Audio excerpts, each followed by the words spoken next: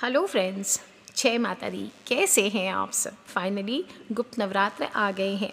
अश्रुधार भरी आँखों से किस विधि दर्शन पाऊँ माँ, मन में मेरे संताप भरा है, मैं कैसे मुस्काऊँ माँ। कदम कदम पर भरे हैं कांटे, ऊंची नीची खाई माँ, दुखों की बेड़ी पड़ी बाहों में, किस विधि चलकर आऊँ माँ। अश्रुधार भरी आँखों में किस विधि दर्शन पाऊँ माँ। हर आत्मा की पुकार है, माता रानी मेरे घर आ जाओ। और नवरात्र की तरह ही गुप्त नवराते हैं, जब घर घर माँ का अलख जगा है। अब लोग गुप्त नवरात्र की महिमा से अनजान नहीं है। हर कोई चाहता है वो जिस भी चीज़ की कामना करे उसे प्राप्त हो जाए, नौकरी समय पर लग जाए, घर बन जाए, विवाह हो जाए, बच्चे हो जाए, सबसे बड़ा धनवान बन जाए, आदि आदि अनेक सपने संजोता है मनुष्य। और उनको पूरा करने के लिए मंजिल की तरफ चल भी पड़ता है, पर कभी कभी प्रयास चाहे कितने भी कर ले असफल होते रहते हैं। तब हार कर देवी की शरण में मनुष्य जाता है, देवी देवताओं की शरण में जाता है, और ईश्वर की कृपा से फिर इच्छाएं पूर्ण भी होती है। गुप्त नवरात्र एक ऐसा ही काल है जिसमें हर कोई महादुर्गा माँ दुर्गा के 10 महाविद्याओं की पूजा करता है, उनकी किसी न किसी रूप में साधना करता है। उनके बीज मंत्रों के जप से वो अपनी हर इच्छा को पूर्ण कर सकता है। 10 महाविद्या भगवान शिव की पत्नी माता सती के 10 स्वरूपों को ही कहा गया है। और कहा जाता है 10 महाविद्या की जो उत्पत्ति हुई थी वो महाभागवत में बताया गया है, जिससे यह स्पष्ट होता है कि ये माता सती के ही 10 स्वरूप है। और माता सती के पिता दक्ष प्रजापति शिवजी के विरोधी थे और उन्हें अपमानित करने के लिए एक यज्ञ का आयोजन किया था, जहाँ शिव सती को छोड़कर बाकी सारे देव ऋषि मुनि गंधर्व सभी को आमंत्रित किया गया। आमंत्रण नहीं होने के बावजूद भी माता सती यज्ञ में जाने के लिए भोलेनाथ से अनुमति मांगने लगी। और जब आशुतोष ने इनकार किया तब माता हट करने लगी। कहा, मैं अपने पिता के यज्ञ में जाऊंगी और वहाँ या तो अपने पति के लिए यज्ञ भाग लाऊंगी या फिर यज्ञ को नष्ट कर दूंगी। ये कहते हुए ही माता के दोनों नेत्र रक्त वर्ण हो गए, होठ फड़कने लगे, रंग श्याम हो गया, उनके केश बिखर गए, लाल जिवा बाहर निकल गई और क्रोध अग्नि में माता का शरीर महाविकराल दिखाई देने लगा। माता सती के इस रूप को देखकर महाकाल भी भयभीत होकर वहां से भागने लगे, परंतु माता की 10 स्वरूप उन्हें 10 दिशाओं से घेर लिया। महादेव ने उनसे परिचय पूछने पर माता सती ने बताया कि ये उन्हीं के ही 10 स्वरूप हैं। 10 महाविद्या काली, तारा, त्रिपुरा सुंदरी, भुवनेश्वरी, भैरवी, छिन्नमस्ता, धूमावती, बगलामुखी, मातंगी और कमला। अनेक रूप और उपासना विधि में भेद होते हुए भी फलतः यह एक ही है और इनकी साधना से दुर्लभ सिद्धियां प्राप्त हो सकती है। मैंने कई महाविद्याओं की साधना आपको बताई है और इनकी नित्य पूजा अर्चना करने से लंबे समय से चली आ रही बीमारियां, कलह कलेश, बेरोजगारी की समस्या, शनि की 7.5, ढैया, प्रेत बाधा, बुरी नज़र, जीवन में सफलता न पाना, विवाह न होना, विवाह होता है तो डिवोर्स हो जाना और विवाह में समस्याएं आदि रहना, पति पत्नी में लड़ाई झगड़े, पति का पराई स्त्री के साथ संपर्क होना या पत्नी का पराई मर्दों के साथ संपर्क होना, इस तरह सभी संकट तत्काल ही समाप्त हो जाते हैं। इन माताओं की साधना से मनुष्य को अपार शक्ति और सिद्धियां भी मिलती है। और 10 महाविद्याओं की साधना करके आपको बता दूं सभी तरह के ग्रह दोष भी शांत किए जा सकते हैं। जो भी ग्रह पीड़ा दे रहे हैं उस ग्रह से संबंधी महाविद्या की आराधना करने से उस ग्रह से संबंधी बाधाएं दूर होती है। जैसे सूर्य ग्रह के लिए आपको माँ मातंगी की साधना करनी चाहिए, चंद्रमा के लिए माँ भुवनेश्वरी की, मंगल के लिए बगलामुखी, बुध के लिए त्रिपुरा सुंदरी, बृहस्पति के लिए तारा माँ, शुक्र के लिए कमला माँ, शनि के लिए काली माँ, राहु के लिए छिन्नमस्ता, केतु के लिए धूमावती। और अगर आपका लग्न कमज़ोर है तो उस पर कोई दुष्प्रभाव आ रहा है तो त्रिपुरा भैरवी की साधना करनी चाहिए। विवाह आदि के लिए भी त्रिपुर भैरवी की साधना करनी चाहिए। 10 महाविद्या की पूजा करने पर आपको हर तरह की शुभता प्राप्त होती है, लेकिन कई बार साधनाएं एक गृहस्थ के वश में नहीं होती और कभी साधन के अभाव में तो कभी समय के अभाव में। तो ऐसे में आपको क्या है, छोटे छोटे उपाय बताती रहती हूँ कि इसके बदले आप क्या उपाय कर सकते हैं। जैसे पेड़ पौधों का सहारा ले सकते हैं। पेड़ पौधे औषधीय गुण भी रखते हैं, आध्यात्मिक महत्व भी होता है। बताने की ज़रूरत ही नहीं है कि हमारी संस्कृति में पेड़ पौधों को बहुत महत्व दिया गया है। और इन पेड़ पौधों के द्वारा आप छोटे छोटे उपाय करके जीवन की सारी परेशानियों को समाप्त कर सकते हैं, उनसे निजात पा सकते हैं। सबसे महत्वपूर्ण पौधा कौन सा है? तुलसी का पौधा। और तुलसी के बाद सबसे दूसरा जो इम्पोर्टेंट पौधा होता है वो शमी को मानते हैं, केले के वृक्ष को मानते हैं। केले का पेड़ जिसमें साक्षात विष्णु भगवान का वास माना गया है, और केले का पेड़ ही गुरु ग्रह से भी संबंध रखता है। हर शुभ कार्य हो, कथा हो, पूजा हो, उसमें केले का उपयोग हम करते ही हैं। सत्यनारायण भगवान की कथा होती है तो उसमें केलों के पत्तों से मंडप सजाया जाता है। केले के पत्ते पर भोजन करने से, साउथ इंडिया में करते हैं, आयु हो, आरोग्य हो, इसमें वृद्धि होती है। और आज हम बात करेंगे विशेष रूप से विवाह की। विवाह के लिए आपका सिर्फ विवाह होना नहीं होना ये बात नहीं होती, विवाह में आने वाली समस्याओं की भी बात करते हैं। इन सब के जिम्मेदार गुरु ग्रह ही होते हैं। विवाह के हर मामले में बृहस्पति की भूमिका महत्वपूर्ण होती है। सबसे ज़्यादा असर महिलाओं की शादीशुदा ज़िंदगी पर पड़ता है, विवाह में पड़ता है। पुरुषों के लिए भी उतना ही महत्वपूर्ण है। आजकल तो बेसिकली सभी लोग उच्च शिक्षा के लिए जाते हैं, अच्छा करियर के लिए जाते हैं। इसको बनाने के चक्कर में बड़ी उम्र हो जाती है, विवाह देर से होता है। ऐसे में माता पिता भी असुरक्षा की भावनावश क्या होता है, बच्चों के अच्छे खाने कमाने, आत्मनिर्भर होने तक विवाह नहीं करते हैं, और क्या होता है, विवाह में विलंब होता ही होता है। और जब विवाह के योग बनते हैं तो विवाह टलने से विवाह में देरी हो जाती है, तो चिंता का कारण बन जाता है। अब जिन युवक युवतियों के विवाह में विलंब हो जाते हैं, तो अगर वो गुरु ग्रह की वजह से हो रहे हैं, एक होता है मांगलिक होने की वजह से, और अगर दूसरा होता है गुरु ग्रह की वजह से, तो अक्सर यही होता है गुरु ग्रह डाउन होता है, इसी वजह से नहीं होता है। तो जिन महिलाओं के विवाह को बृहस्पति कैसे प्रभावित करते हैं समझ लें। कमज़ोर बृहस्पति की वजह से ना तो लड़कियों की शादी होगी, और हो भी जाएगी तो शादी चलेगी नहीं। जिनकी बृहस्पति कमज़ोर होता है, शादी बहुत देरी होती है, और वैवाहिक जीवन में भी कष्ट बना ही रहता है। जो दूषित होता है बृहस्पति, तो ऐसी महिलाओं के चरित्र को कमज़ोर बना देता है। बृहस्पति जरा भी ठीक हो तो विवाह और वैवाहिक जीवन ठीक रखता है। अब जो महिलाएं हैं वो बृहस्पति देव को कैसे मजबूत कर सकते हैं रोज़मर्रा की ज़िंदगी में? रोज़ सुबह सूर्य को हल्दी मिलाकर जल चढ़ाना चाहिए, विष्णु सहस्त्र नाम का पाठ करना चाहिए, सात्विक भोजन करना चाहिए, और एक बार हफ्ते में किसी धार्मिक स्थल पे ज़रूर जाना चाहिए। जो पुरुष हैं उनको बृहस्पति कैसे ग्रह असर करते हैं? पुरुषों के लिए शुक्र पे भी निर्भर करता है, लेकिन पत्नी के बारे में सारी जानकारी बृहस्पति से ही मिलेगी कि पत्नी का रूप कैसा होगा, रंग कैसा होगा, स्वभाव कैसा होगा, उसका जो भी कमज़ोर हो तालमेल कैसा होगा पत्नी के साथ। बृहस्पति कमज़ोर है या माध्यम है तो साधारण पत्नी मिलती है, बृहस्पति खराब है या दूषित है तो उपद्रवी पत्नी मिलती है। मजबूत बृहस्पति होता है तो पत्नी अच्छी मगर नियंत्रण करने वाली होती है। इसलिए पुरुष को क्या करना चाहिए? गुरु ग्रह को मजबूत करने के लिए सुबह जल्दी उठने की आदत डालनी चाहिए। सुबह शाम 108 बार कम से कम ओम नमः शिवाय का जप करना चाहिए। सात्विक भोजन करें, फल के वृक्ष अपने घर में लगाने चाहिए, और गले में किसी भी तरह की माला आदि आपको बिना बात के नहीं पहननी चाहिए। केले की जो जड़ होती है उसको भी पीले धागे में बांधकर धारण किया जा सकता है। घर में केले का पेड़ लगाया जा सकता है, और जो लोग भी केले का पेड़ घर में लगाते हैं ये बात का ध्यान रखें, हमेशा केले का पेड़ सुबह के समय घर में लगाना चाहिए, और इससे दाम्पत्य जीवन में कठिनाइयाँ नहीं आती। गुरु को प्रबल करके रखिए। गुरु के शुभ लक्षण होने से मनुष्य बुद्धिमान होता है, ज्ञानी होता है, लोग उसके विवेक के कायल होते हैं, मिलनसार होता है, लोकप्रिय होता है, झूठ नहीं बोलता है, अपने वचनों के लिए प्रसिद्ध होता है, और उसकी शादीशुदा ज़िंदगी बहुत ही सुचारू रूप से चलती है। लेकिन अब क्या करेंगे? आपने अगर इन सभी उपायों को गुरु का कर लिया है लेकिन फिर भी आपके जीवन में बदलाव नहीं आ रहे हैं, तो आज आपको बताती हूँ इन गुप्त नवरात्र में ऐसे ज़बरदस्त उपाय है जिसको करके नवदुर्गा का छठा रूप माना जाता है माँ कात्यायनी, और 10 महाविद्याओं में त्रिपुर भैरवी रूप माना जाता है इनका ध्यान करके। जब हम माँ कात्यायनी की बात करें तो माँ कात्यायनी का जन्म कात्यायन ऋषि के घर हुआ था, और छठी देवी मानी जाती है नवदुर्गा में, और इनकी 4 भुजाओं में अस्त्र शस्त्र और कमल का पुष्प है। इनका वाहन सिंह है, और ब्रजमंडल की भी अधिष्ठात्री देवी मानी जाती है।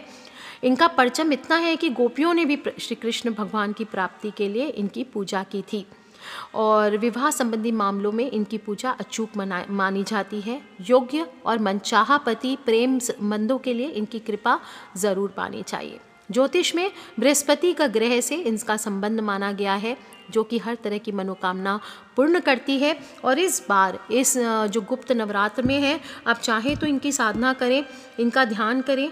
ज़्यादा साधना नहीं बता रही हूँ, बिल्कुल हल्का हल्का जप आप कीजिए, ये ज़बरदस्त है। सबसे ज़्यादा कन्याओं के शीघ्र विवाह के लिए या लड़कों के शीघ्र विवाह के लिए इनकी पूजा अद्भुत मानी गई है। मनचाहा विवाह करना चाहते हैं, प्रेम विवाह करना चाहते हैं तो इनकी उपासना करनी चाहिए। वैवाहिक जीवन को शुभ बनाने के लिए, अगर कुंडली में विवाह के योग क्षीण है उसके लिए, दाम्पत्य जीवन में अगर कलह है, कलेश है उसके लिए, तो इन सभी के लिए आपको इनका ध्यान देना चाहिए। आद्य शक्ति माँ दुर्गा कात्यायनी स्वरूप, छठा स्वरूप होता है माँ का, और इनकी अगर बीज मंत्रों का जप आप नवरात्र में करते हैं तो माता के आशीर्वाद के स्वरूप में विवाह हो, नौकरी हो, मकान हो, संतान हो, व्यापार हो, सभी प्रकार की इच्छाएं पूर्ण होती है। दोस्तों, कैसे करना है? किसी भी दिन गुप्त नवरात्र में आपको रात्रि बेला में, यानी रात को 10 बजे के बाद आपको ये उपाय करना है। पानी में हल्दी डाल करके स्नान करिए, फिर पीले, गुलाबी, लाल वस्त्र धारण करके इनकी पूजा करनी चाहिए। अपनी बॉडी पर इत्र का छिड़काव या परफ्यूम आदि, अल्कोहल ना हो इस बात का ध्यान रखें। शरीर पे इत्र का छिड़काव करें और फिर अपने सामने माँ दुर्गा या काली माँ की कोई भी फ़ोटो या मूर्ति आपके पूजा स्थल में है तो वहीं पे बैठ के कीजिए, और नहीं तो एक सुपारी पर कलावा लपेटकर थोड़े से पीले चावल या लाल चावल कर लीजिए। पीले करने के लिए थोड़े हल्दी मिक्स कर लीजिए चावल में पानी का छिड़काव करके, और अगर लाल करना चाहते हैं तो कुमकुम छिड़क करके थोड़ा सा जल छिड़काव कर लीजिए। और फिर उसके ऊपर आप ये जो भी मूर्ति है या फोटो है उस चित्र को स्थापित करके साधना का प्रारंभ करें। प्रथम गणपति देव को आपको पूजना चाहिए, क्योंकि गणेश जी को हिंदू धर्म के सबसे लोकप्रिय देवता माना जाता है और इनका वर्णन समस्त पुराणों में सुखदाता, मंगलकारी, मनोवांछित फल देने वाले देव के रूप में किया गया है। भगवान गणपति देव को वरदान प्राप्त है कि किसी भी शुभ कार्य से पहले उनकी पूजा अनिवार्य मानी गई है, इसलिए बिना श्री गणेश की पूजा के किसी भी यज्ञ हो इसको पवित्र नहीं माना जाता, संपूर्ण नहीं माना जाता। इसलिए सबसे पहले गणपति देव का ध्यान करें और इसके बाद आपको अपने गुरु का पूजन करना चाहिए। साधक अपने गुरु से दीक्षा भी प्राप्त कर सकते हैं, अवश्य ऐसा करने पर ही पूर्ण सफलता प्राप्त होती है। या फिर आपकी जो भी गुरु की फ़ोटो है उसको आप ले लीजिए अपने सामने और उनसे आप आज्ञा प्राप्त कर लीजिए। जो लोग मुझे गुरु मानते हैं वो लोग मुझसे आज्ञा प्राप्त कर सकते हैं मेल के द्वारा या जैसे भी आप वीडियो में लिख करके। और इसके बाद संकल्प करना चाहिए। पूजा शुरू करने से पहले संकल्प करें, दाहिने हाथ में थोड़ा सा जल ले लें और बोले मैं अपना नाम, अपना गोत्र बोलें। इसके बाद जो भी इच्छा है वो बोलें। उसे पूरा करने के लिए माँ दुर्गा से निवेदन करता हूँ या करती हूँ। अब हाथ की सामग्री को माता के चरणों में छोड़ दीजिए। ओम श्री विष्णवे नमः, ओम श्री विष्णवे नमः, ओम श्री विष्णवे नमः। माँ दुर्गा की मूर्ति की पूजा कीजिए या फोटो जो भी आपने रखा है उसका पूजन कीजिए और तिलक कीजिए, स्नान कराइए माँ दुर्गा को। मूर्ति आदि है तो स्नान के लिए जो लोग स्नान कराना चाहते हैं वो तांबे के पात्र में, तांबे का पात्र या तांबे का लोटा ले लीजिए या जल का कलश ले लीजिए, थोड़ा सा दूध और उनको चढ़ाने के लिए मिठाई, पंचामृत चाहे तो पंचामृत से अभिषेक कर सकते हैं, शक्कर, पान, गुड़हल के फूल, नारियल, चावल, कुमकुम, दीपक, तेल, रुई, धूप बत्ती, अष्टगंध, जो भी षोडश उपचार पूजन जो जो चीज़ें आपके पास है उससे माँ का पूजन करें। और माँ को केसर या हल्दी का तिलक लगाइए और अपने भी फॉरहेड पर आपको केसर या हल्दी का तिलक लगाना है। कैसे लगाना है? सबसे पहले जो आपने केले का पत्ता लिया है, केले के पत्ते के ऊपर थोड़ा सा थोड़ी सी हल्दी या केसर रख लीजिए, उसमें थोड़ा सा गुलाब जल मिला के उसको टीका जैसे बना लीजिए। उससे आपको पहले माँ को तिलक करना है, फिर खुद को तिलक करना है। अब आप पीले फूल, पीले नैवेद्य माँ को अर्पित करें। शहद अर्पित करना माँ को सर्वश्रेष्ठ माना गया है तो शहद अर्पित कीजिए। अगर आपके पास चांदी का कोई पात्र है या मिट्टी का पात्र है तो उसमें आप शहद अर्पित कीजिए, ये सबसे ज़्यादा बेस्ट है, उत्तम रहेगा। इससे आपके आकर्षण क्षमता में भी वृद्धि होती है। माँ को सुगंधित पुष्प अर्पित करने चाहिए, गुलाब आदि। इससे विवाह के योग जो जल्दी बनते हैं और अगर प्रेम संबंधी बाधाएं हैं तो ये भी आपके दूर होते हैं। साधना 9 दिन की आपको करनी चाहिए। आप गुप्त नवरात्र में किसी भी दिन शुरू कर सकते हैं, किसी भी शुभ तिथि को कर सकते हैं, किसी भी गुरुवार से कर सकते हैं अगर गुप्त नवरात्र में ये मिस भी हो जाए तो। और आप चाहें तो कोई शिवरात्रि हो, ग्रहण काल हो, उसमें भी ये साधना कर सकते हैं, लेकिन उसके बाद आपको 9 दिन तक ये करना है। मंत्र का जप आपको सिद्ध रुद्राक्ष की माला या स्फटिक की माला से ही करना है, या हल्दी की माला आप ले सकते हैं। और आसन आपको लाल रंग का लेना चाहिए, उत्तर दिशा की तरफ मुख करके जप करना चाहिए। और मंत्र जप से पहले अपनी 3 इच्छाएं पूर्ण हेतु देवी से प्रार्थना करनी चाहिए। जो दिया जलाएंगे वो गाय के घी का ही होगा, और तांबे के लोटे में शुद्ध जल भरकर कलश के रूप में आपको ज़रूर रखना चाहिए। शिव जी की पूजा हो, ध्यान हो, ये भी करना ज़रूरी है। यदि कन्या की शादी में रुकावट आ रही है तो पूजा वाले 5 बेलपत्र, पूजा में आपको 5 बेलपत्र या 5 केले के पत्ते लेने हैं, उस पर 3 हल्दी की गांठ लेकर के चढ़ानी है। उसके बाद ओम गणगणपते नमः, ओम गुरु माँ नमः, जो भी आपको बोलना है, और फिर ओम श्रीम वर प्रदाय श्री नमः कात्यायनी महामाये महायोगिन्यधीश्वरी नंद गोप सुतम देवी पति में कुरु ते नमः ओम ह्रीं क्लीं कात्यायने नमः। इस मंत्र का आपको 108 बार जप करना है। हो सके आपकी बहुत तीव्र इच्छा है और समय हो तो आपको रोज़ 11 माला का जप करना चाहिए, या 21 माला का भी जप कर सकते हैं। इससे कहा जाता है सभी आपकी जो मनोकामनाएं होती है या विवाह की जो समस्याएं होती है वो पूर्ण होती है। नहीं कर सकते तो ओम हसैम वर वरदाय मनोवांछितम सिद्धये ओम, इस मंत्र का आप सिर्फ जप कर सकते हैं। इसके लिए भी आपको रुद्राक्ष या स्फटिक की माला से उसी तरह से सब चीज़ें रख करके नियमित जप करनी चाहिए। 11 या 21 माला का ये महाविद्या त्रिपुर भैरवी स्वरूप मंत्र है जो तुरंत प्रत्यक्ष फल देती है। ये स्पेशली आपको गुप्त नवरात्र में करना चाहिए। देवी प्रेत आत्मा के लिए बहुत खतरनाक है, बुरी तांत्रिक प्रयोगों के लिए खतरनाक है, लेकिन आप सुंदर पति या पत्नी चाहते हैं, प्रेम विवाह करना चाहते हैं, शीघ्र विवाह करना चाहते हैं, प्रेम में सफलता चाहते हैं, तो श्री त्रिपुर भैरवी देवी की साधना आपको इस तरह से ज़रूर करनी चाहिए। जो भी मंत्र जप करेंगे ध्यान रखें एक ही समय पर रोज करना है। आज ऐसा नहीं कि कल आपने 10 बजे किया आज 11 बजे कर रहे हैं या 9 बजे कर ले रहे हैं, ऐसा नहीं करें। पहले दिन जितनी माला का जप करेंगे बाकी दिन में भी उतनी ही माला का जप करना है, और मन ही मन जप करना है, बोल बोल के नहीं करना है। सात्विक भोजन करना है, लहसुन प्याज का भोजन नहीं करें, और 9 दिनों तक भूमि पर ही आपको शयन करना चाहिए। रोज़ 9 दिन तक करें, और जो हल्दी की गांठें हैं जो पूर्ण हो जाएगी पूजा, उसके बाद ये हल्दी की गांठें अपने पास सुरक्षित रख लें। और 9वें दिन आपकी जब साधना पूर्ण हो तो 1 अनार की बलि आपको देनी चाहिए, उसको बाद में प्रसाद के तौर पर बांट दें। बिना गणेश के, गुरु के, शिव पूजन के आपको ये पूजा नहीं करनी चाहिए। पहले इन तीनों का ध्यान करें, इसके बाद ही आगे आप माता के मंत्रों का जप करें। दोस्तों, इस उपाय से शीघ्र ही विवाह योग बनते हैं, विवाह शीघ्र होता है। और जब आपकी मनोकामना पूर्ण हो जाए तो आपको पीली चीज़ों का थोड़ा दान करना चाहिए। नारियल या केले का भी भोग लगा सकते हैं, और नारियल अर्पित करें लास्ट डे 10-15 मिनट के बाद नारियल को फोड़कर प्रसाद के तौर पर आप अर्पित कर सकते हैं, या फिर अनार। क्षमा प्रार्थना माँ से ज़रूर करें। कोई भी त्रुटि हो गई है या आप किसी कार्य को करना भूल गए हैं तो अपनी इस भूल के लिए आप दुर्गा माँ से क्षमा जरूर मांगे। दुर्गा सप्तशती की किताब में आपको क्षमा याचना मिल जाएगी। अपराध सहस्त्राणि क्रियन्ते हर निशम्मया दासो मैति मांग मत्वा क्षमस्व परमेश्वरी। आवानम न जानामि विसर्जनम पूजाम चैव न जानामि क्षम्यताम परमेश्वरी। मंत्रहीनम क्रियाहीनम भक्तिहीनम सुरेश्वरी यत् पूजितम मया देवी परिपूर्णम तदस्तु मे अपराध शतम कृत्वा जगदम्बती चोच्चरेत याम गतिम संवापनोति न ताम ब्रह्मादय असुरा। इस तरह से आपको माँ से क्षमा याचना करनी चाहिए, या अपनी जो भाषा है उसमें आप क्षमा मांगे, आपको मंत्र नहीं आते हैं तो। ध्यान रखें, गुप्त नवरात्र में जो भी लोग भी माँ दुर्गा की पूजा करेंगे वो किसी भी चमड़े की बनी हुई चीज़ों का इस्तेमाल ना करें। काले रंग प्रयोग करके आपको ये साधना नहीं करनी चाहिए। माँ दुर्गा, माँ जो विवाह के लिए होती है पूजा या साधना, इसमें कभी भी आपको काले रंग के वस्त्र नहीं धारण करने हैं। किसी भी जीव जंतु पशु को आपको इस दौरान नहीं मारना चाहिए, सताना नहीं चाहिए। सात्विक भोजन करते हुए आपको साधना उपासना करनी चाहिए। मांस मदिरा आदि का सेवन ना करें, नॉनवेज ना खाएं, गुस्सा ना करें, किसी से अपशब्द ना बोलें, घर में झगड़ा या कलेश करने से बचें। ऐसा करने से माता नहीं आती है आपके घर। घर के बड़े बुजुर्ग, मेहमान, कोई गरीब आ जाए उसका, सभी का सम्मान करें। अपने गुरु का रोज़ आपको आशीर्वाद ज़रूर लेना चाहिए। और नवरात्र के दौरान कन्या पूजन का महत्व बहुत अधिक होता है, इसलिए इस दौरान एक तो आपको किसी कन्या का अपमान नहीं करना है और दूसरा आपको किसी कन्या को भोजन ज़रूर करा देना चाहिए। उसे मारे नहीं, ना ही कोई कष्ट दे। और पीले रंग के वस्त्र हुआ, पीले रंग के फूलों से श्रृंगार करें किसी कन्या का।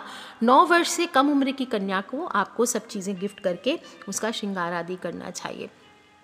इस दौरान आपको 9 दिनों में जब भी आप साधना करेंगे तो 9 दिन जब तक साधना पूर्ण नहीं होती है, आपको बाल नहीं कटवाने चाहिए, दाढ़ी नहीं बनवाना चाहिए, नाखून नहीं काटना चाहिए, स्त्रियों को हेयर वॉश नहीं करना चाहिए। इन बातों का ध्यान रखें। 9 दिन इन सभी चीज़ों को करने से आपको बचना चाहिए। और जहाँ तक संभव हो माँ दुर्गा की जो भी आप साधना करेंगे, उपासना करेंगे या पूजन करेंगे, गुप्त रूप से करें, बंद कमरे में हो सके तो करें, ताकि पूजा करते समय कोई देखे ना, सुने ना या क्वेश्चन ना करे, टोके रोके ना। और खुले स्थान पर पूजा अगर करते हैं कहीं पे, जैसे कोई मंदिर का कोई प्रांगण है या कोई ऐसी जगह है, जंगल आदि है या कोई सूना इलाका है, वहाँ पर सावधानी पूर्वक अगर ये साधना को करते हैं तो इसके बहुत अच्छे शुभ फल मिलते हैं। तो दोस्तों बहुत ही खूबसूरत समय है, गुप्त नवरात्र का समय है और राजा की तरह धनवान भी बनाती है ये साधना आपको। साथ ही साथ आपको आपके शादी विवाह में जो भी समस्याएं आ रही है, आपके विवाह संबंधी कोई प्रॉब्लम्स है, उन सभी को दूर करती है। तो कर लीजिए उपाय दोस्तों, खिलखिलाते रहें, मुस्कुराते रहें और माता रानी आप सभी की रक्षा करे, इसी कामना के साथ आज के लिए इतना ही। Take care friends, love you all. जय माता दी, बम बम भोलेनाथ की। गुप्त नवरात्र की हार्दिक शुभकामनाएं।